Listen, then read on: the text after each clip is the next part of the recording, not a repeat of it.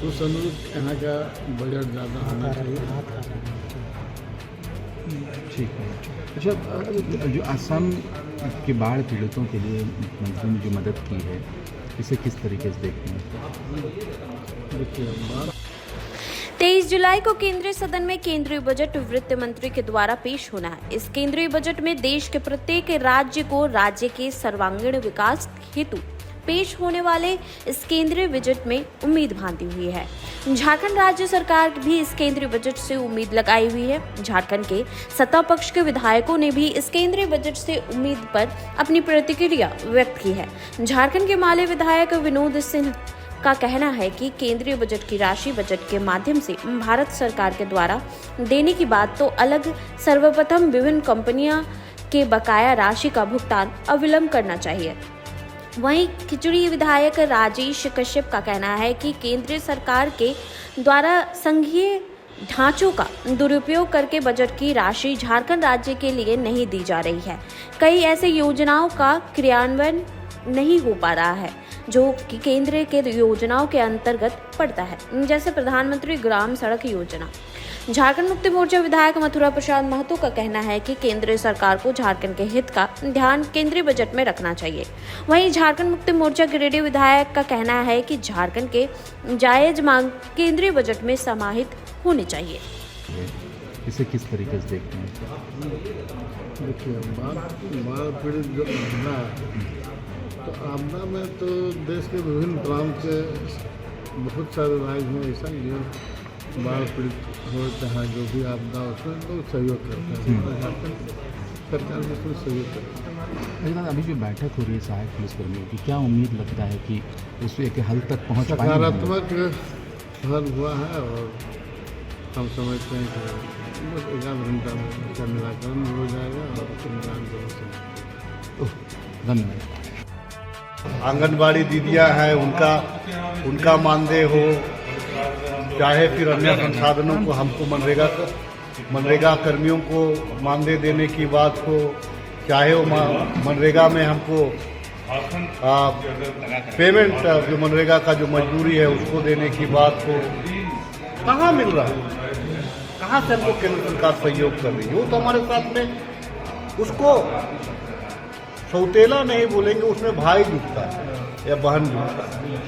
इसको बोलेंगे कि संविधान को दरकिनार धत्ता बताते हुए जो संघीय ढांचा पे और संवैधानिक संस्थाओं का दुरुपयोग करते हुए हमको ये लोग नहीं दे रहे हैं, राज्य को नहीं दे रहे हैं। देखिए, कल भी उम्मीद नहीं थी जब ये लोग प्रधानमंत्री आवास, इंदिरा आवास था उसका नाम बदल करके प्रधानमंत्री आवास किया, उस पैसा को इन लोगों ने नहीं दिया। जब वो जो राष्ट्रीय वृद्धा अवस्था पेंशन जो है उस पैसा को नहीं दिया, इनसे उम्मीद क्या किया जा सकता है? अब इसीलिए हम अपने दम पे अपने राज्यांश का हिस्सा निकाल करके हम आज अगुआ आवास में पैसा लगा रहे हैं। तमाम लोगों को हम सर्जन पेंशन दे रहे हैं। यहाँ की जो बहनों को मनोबल बढ़ाने के लिए उनको आर्थिक सहायता दे रहे हैं। ये तो हमारा राज्य का अपना पैसा। केंद्र मुझे हमको बता दें, हम 200 यूनिट जो बिजली फ्री दे रहे हैं उसमें हमारा, और हमको बता दीजिए हमको क्या हिस्सा मिलता है। सारा टैक्स जो सारा रेवेन्यू तो केंद्र उठा करके ले जा रहा है।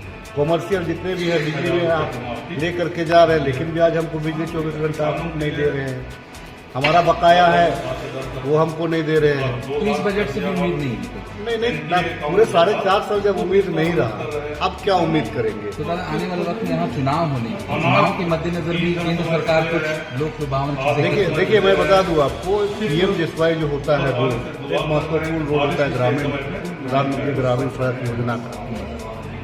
प्रधानमंत्री ग्रामीण सड़क योजना भी वो लोग फुलफिल नहीं कर पा रहे। लेकिन जनता, चूंकि सरकार हमारी है, तो जनता को लगता है कि नहीं, ये राज्य सरकार पेमेंट नहीं दे रही है, क्योंकि राज्य से आपका संवेदक का चयन होता है, यहाँ से टेंडर होता है। तो जनता इस चीज को नहीं समझ सकती है कि राज्य कर रहा है, कि राज्य की मजबूरी है या केंद्र की मजबूरी। केंद्र नहीं दे रहा है लेकिन बदनाम राज्य को ये लोग करते हैं। तो क्योंकि ये लोग देखिए भूखल होते हैं, ये बोलने में ही माहिर होते हैं। मैं भारतीय जनता पार्टी के ज्यादातर कार्यकर्ताओं को जानता हूँ जो एक गांव का एक वृद्धा पेंशन नहीं बनाता होगा। एक का सर्टिफिकेट नहीं बनाता होगा, लेकिन चुनाव से 1 महीना पहले वो ऐसे रेस रहता है कि उससे बड़ा जो है कि उसका हमदर्द कोई नहीं होता है। वो भारतीय जनता पार्टी का यही नीति है। ये लोग बोलते रहेंगे कि हम तो देना चाह रहे हैं, लेकिन वो लेना नहीं चाह रहे हैं। अब दीजिए ना भैया, कौन लेना, अपना पैसा कौन नहीं लेना चाहेगा। झारखंड भारत सरकार को चिंता है कि कोयला का खदानों की यहाँ से नीलामी क्यों नहीं हो रहा है, बाकी चीज़ों की खदानी नहीं हो, लेकिन झारखंड को चाहे रेल हो चाहे यातायात सुविधा हो, उसमें हमेशा फिसड्डी हुआ है। लगातार हमने देखा झारखंड में पोषण सखी जो है बंद कर दिया गया। झारखंड में अगर आप देखिएगा कि मुंबई तक जाने के लिए जो है एक रेगुलर प्रतिदिन चलने वाली ट्रेन नहीं है।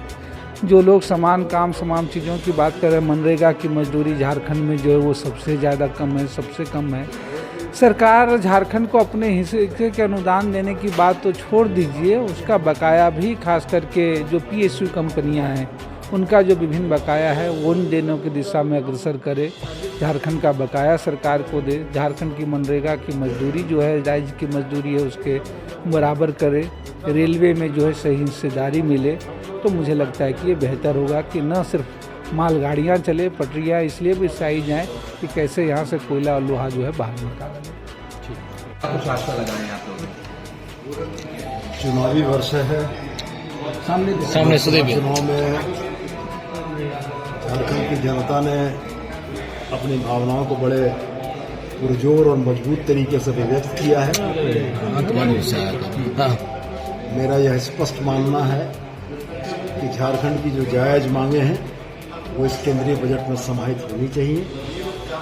1,36,000 करोड़ का जो बकाया राज्य सरकार का केंद्र सरकार पर है, इस बजट में विशेष प्रावधान किए जाने चाहिए। अगर पड़ोसी राज्य बिहार को और आंध्र प्रदेश को देने की बात अगर चल रही है तो झारखंड अछूता नहीं रहना चाहिए।